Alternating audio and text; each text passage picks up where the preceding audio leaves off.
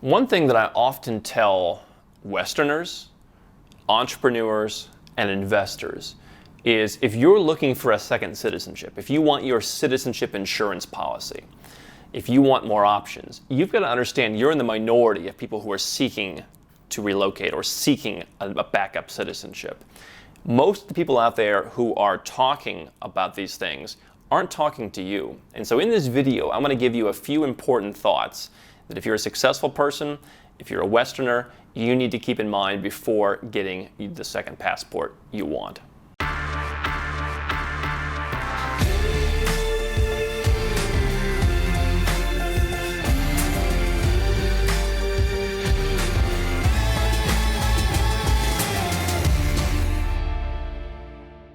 Hey guys, I'm Andrew Henderson. If you want to learn how Nomad Capitalist helps successful folks like you get their second passport or multiple second passports, legally reduce their taxes offshore, go where they're treated best, learn more at nomadcapitalist.com. And in this video, I want to talk about two different kinds of people. You may be in one camp, you may be in both. But if you are in either, you want to really give some deeper thought to your citizenship status. Now, the first camp of folks are Westerners. The second camp of folks are successful business owners, entrepreneurs, investors, people of wealth. Okay?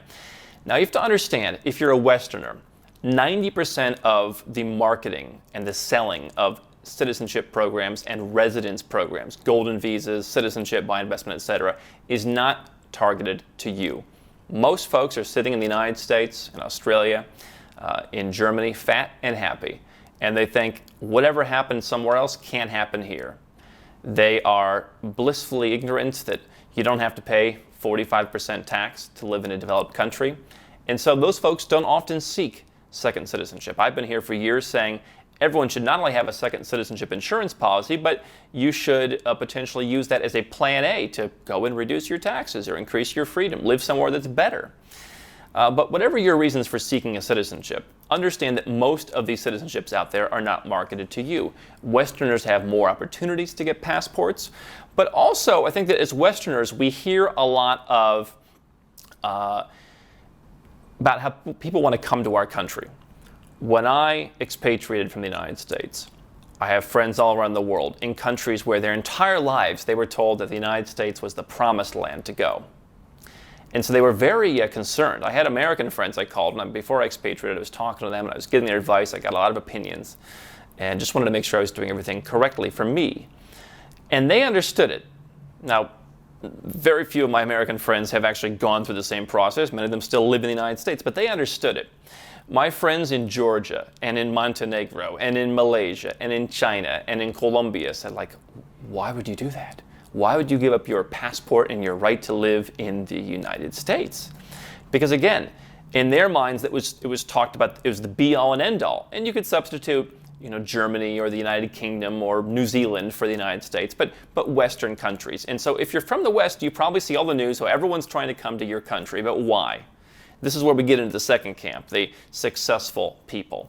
Why are most people trying to come to the United States or to Canada or to Australia? Now, some of it is wealthy Chinese people who just don't trust their country and they want out, or sometimes wealthy Russians. They don't trust their country. They just want to come and live somewhere different. But a lot of the people, the majority of people who are coming to these countries are coming there because they want to work. They want a job. And they believe that while they may make $400 a month in their country, if they come to the United States, they will magically make $4,000 a month, or they can magically start some kind of business. Now, what's interesting is, ever since we've opened up our services to a lot more nationalities, we've had folks from Morocco, from Egypt, from Ukraine, from all over the place. And I've had people come up to me all around the world at diners and cafes and whatever else. And they've told me, and these clients have told me, how they're making hundreds of thousands and in some cases millions of dollars a year from countries where we're told it's not possible. In the internet age, I believe it's possible if you have the motivation, if you have the resources, if you have the intelligence to make money no matter where you live. That's what we talk about here at Nomad Capitalist, and that's why I believe that being tethered to one high-tax, high-regulation Western country that's heading in the wrong direction isn't the answer. But everything that you're being told about citizenship is to cling on to your Western citizenship because everyone wants it. But those people aren't like you. You see a steady number of people leaving the United States who are wealthy, who are successful, who have global businesses, and they just believe that having to answer to the United States at every turn isn't what they want for their business. It's a lot of paperwork. It's a lot of money. And I'm not saying you should give up your citizenship. I'm not saying that at all. In fact, most people that I help don't do that. They prefer to keep their Western citizenship. But at least I want you to understand that the reasons why people are seeking your passport are possibly different than yours. The reasons that people are seeking another passport in general are probably different than yours. And so for me, I'm a person who's been successful. I'm a person who has a business. I can do that from anywhere in the world. And so I realize there are lots of places in the world that are highly livable, that I enjoy, that are safe. Leaving the United States does not mean I have to go to a war zone. And I can run my business and I can just live my life and be comfortable. And for me, there are a lot of personal reasons as well. You may just not have a personal affinity for your country, or you may. Everyone's got a different situation. But the point being is, understand that you are probably unique. Okay? You've got a lot of folks out there looking for second citizenships because they want to increase their visa-free travel. For me, what I've been talking about recently is having second citizenships to give you more options of places to go. That when times get tough, when there's a global crisis, you've got more places where you can go, and they've got to let you in, and you can establish your safe havens. And so, again, why do people from China and Russia want second passports often? Well, sometimes for those reasons as well, but also because they want to travel to Europe. Well, if you can already travel to Europe, then again, your needs are going to be different. If you already have a couple $1 million sitting or more, then the idea of, well, I got to move to the United States to be able to make some money and scratch out a living no longer applies to you.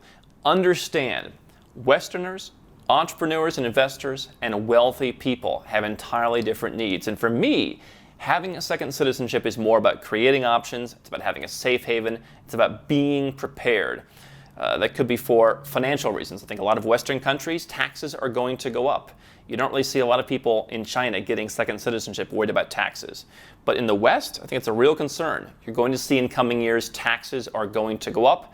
The rich are going to be vilified. There may be new taxes like wealth taxes. There may be outright confiscation of assets like private retirement accounts. We've already started to see that. Whatever the concerns in your country may be, those are different than most folks. Keep that in mind, and don't have a false sense of security because lots of people are coming to your country. They're looking for different things than you are, and I think that's great.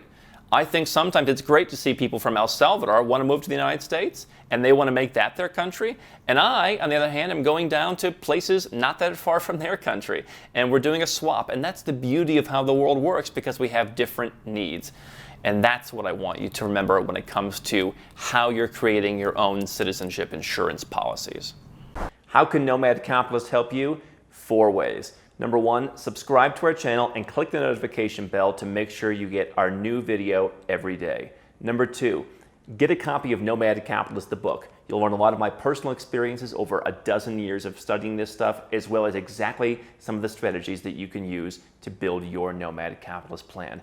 Number 3, if you're not sure where to start, but you want to come and learn from my team and I, you want to come and mingle with like-minded people, learn more about our live conference, Nomad Capitalist Live. It's coming up soon. And number 4, if you want some help right now because you've got a burning issue, you need something solved, you want to lower your taxes, get a second passport, or build the Nomad Capitalist lifestyle of your dreams, go to nomadcapitalist.com and click on Become a Client.